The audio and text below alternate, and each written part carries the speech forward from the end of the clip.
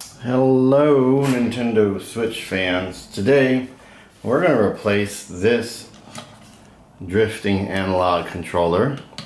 First step is a tri-wing screwdriver. I recommend not using the tri-wing that comes in your kits, but buying a good one. This is a decent screwdriver right here. And this is the one I prefer right here. I'll put the links in the description. First things first is to ease out all four of the tri-wing screws. You want to push and push together. Gentle pressure, slowly turn. If you crank on it and it slips off that head, you're going to strip that screw, so slowly turn. Once all four are out, just get your nail underneath and just slide it around. It'll pop that shell off real simple. It's a very basic shell, not a big deal. You shouldn't have much trouble at all. But be careful. There are ribbon cables, and those ribbon cables are super duper sensitive, so you want to be really careful. Once you get underneath, you're going to see the battery right here. We're going to take that battery off. I'm going to use a pair of tweezers. They're really crappy tweezers, but they work. I will leave a link in the description for a couple of kits that have the tools, that have the replacement controller, etc. And even these little plastic case crackers, which you can use to help pry the case and things off if you want. They're super cheap. They're gonna last a very short amount of time, but that's okay. That's just how they are, so you buy a few of them at a time. This one here is a Phillips head. Here we're going to remove the little screw right here. Oops, my bad. With a Phillips head, okay? Again, they're in plastic, they're not metal. These screws are in plastic, so gentle pressure and get them off, okay? A magnetic screwdriver would be best. That screw was right here. It's just underneath. I don't know if that's something you can see on camera. It's super tiny, but it was right there. Here and here are going to come off, so we're going to go ahead and do that. That's also Phillips head, so gently off with those. Pressure, feel it tight. If you feel slipping, like it's just not grabbing, stop and go buy a better screwdriver. I'll have a link in the description on Amazon. It can probably be to you by tomorrow, or maybe the longest the next day, because that's how fast, you know, guys know Amazon is. Don't ruin your Joy-Con because you're in a rush and your tools suck. So here we go. Super careful. There it is. There's a little ribbon cable right here. You do not want to lose that ribbon cable. If you lose that ribbon cable, you are toast. This is the Joy-Con. Okay, the Joy-Con is right there. The Joy-Con is connected by this little sucker, okay? Here's the thing. This little thing has a lock. There's a little lock. It's right here. Okay, you gotta flip it up. Flip the lock. Just get under it and up. It's super gentle. Just real careful. I don't care if you have to try a few times. It'll all of a sudden it'll pop up. And there you have it, okay? Now it's up. The ribbon cable's up. Next thing to do is actually take the Joy-Con off. So here we go. Using our Phillips again. Take this little black screw right here. Get that one off. This one's a bit of a pain in the neck. There's more things to take off than usual than on the right Joy-Con. This left Joy-Con has a bit more stuff to it. Okay, you'll notice that the next screw for the Joy-Con is trapped underneath this little guy right here. So you may want to loosen this or remove it completely. I'm going to say remove it. Pop that screw off And just, this has another ribbon cable under it, so you're not going to be able to get it off. But you should be able to just kind of push it aside and real gentle get the other Joy-Con screw out. So the two Joy-Con screws are these two right here. Here's the fun part. It's going to be tricky. Just kind of nudge it aside, which I just did. If you blinked, you might have missed it.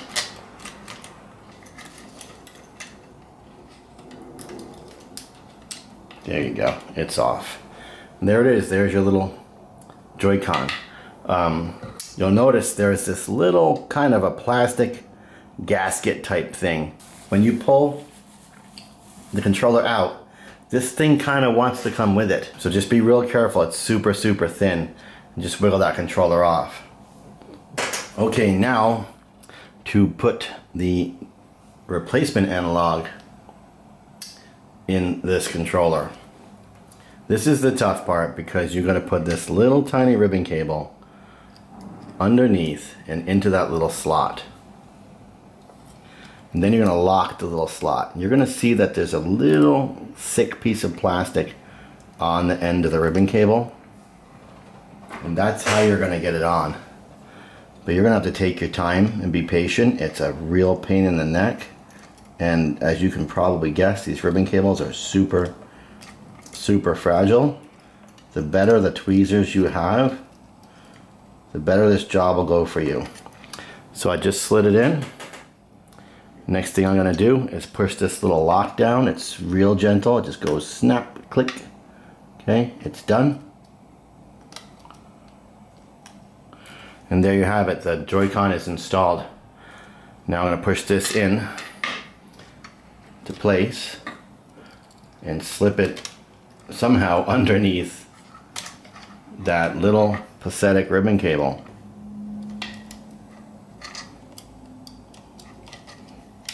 I would do it right there in the middle and then slide the Joy-Con over into place. There you have it. Now the fun part.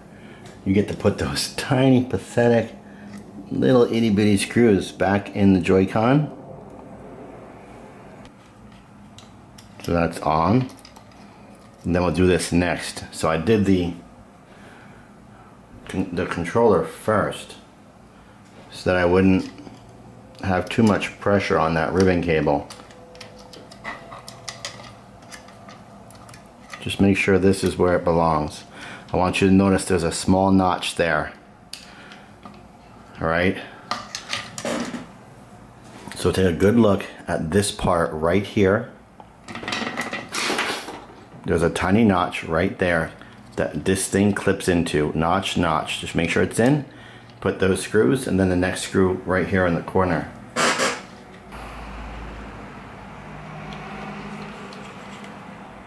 Okay, your Joy-Con is now in place and we're going to put the casing back on and the battery and all that good stuff. Okay, then we're going to fold your battery compartment and ZL button over, and you're going to keep this ribbon cable out of the way. It's a real pain in the neck. Use your tweezers. Get this in place. Okay, there you go. And put your two screws with your Phillips head screwdriver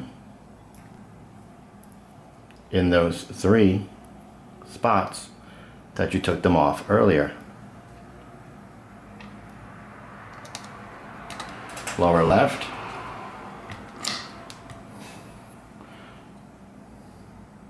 Middle and upper right. I mean, this is, I guess you could call it the lower left, right, of this square. But there's also one hidden way down there in that lower left. We're going to need to stick one in there too.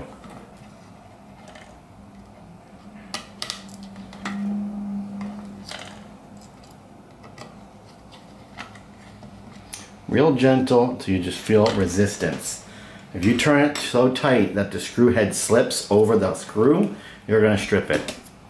So just to reiterate, we've done one here, here, and here. Okay?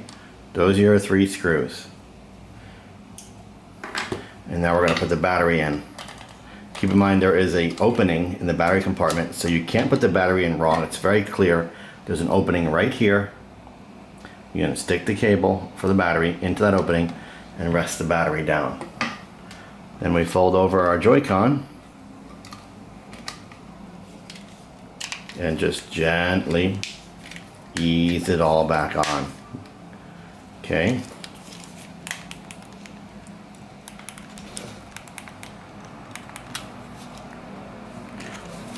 Four screws go in with your tri-wing screwdriver and you're done. Again, real careful. Pressure on both sides. Small quarter turns. As soon as you feel resistance, you're done. If you start slipping that screw head, the screwdriver head over the screw, because you're turning so tight that when it finishes getting tight it slips, you're going to strip that screw and you're not going to be able to get it out again. So there you go. You feel resistance, you're good. On that final turn, you can maybe add a little additional pressure to give it that final turn, just to make sure it doesn't slip and strip. So we're pushing and pushing here and pushing on the screwdriver, and just little turns. I feel resistance, I give it that little edge, and I'm done. That's it. Okay, you're screwing into plastic threads. That's what you get for your $69 or whatever the heck Joy-Cons cost anymore. Plastic threads, okay? Screw them in. There we go. Now it's time to calibrate. So let's do that together. Here is my Nintendo Switch.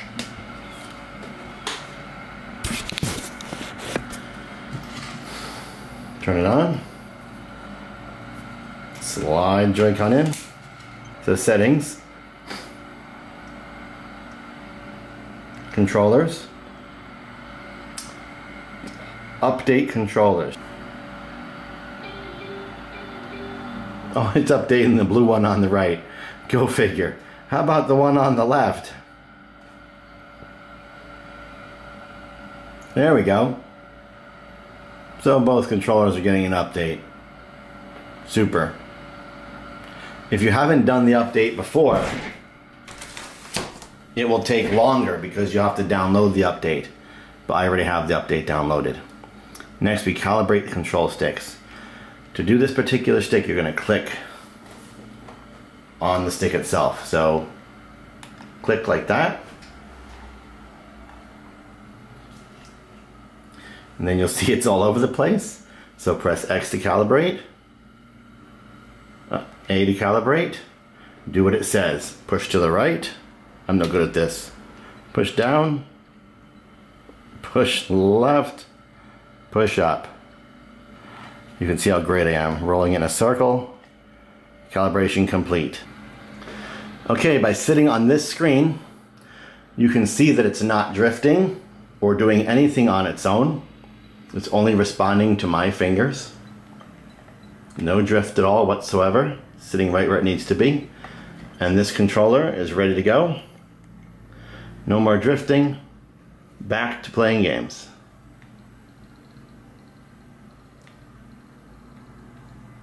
Thanks for watching. If you buy any parts to do this job, please use my links in the description. And if you buy anything on Amazon whatsoever, or Fanatical or Humble Bundle, please also use the affiliate links to enter those stores in my description. Keeps this channel alive. Thanks so much. Good luck with yours.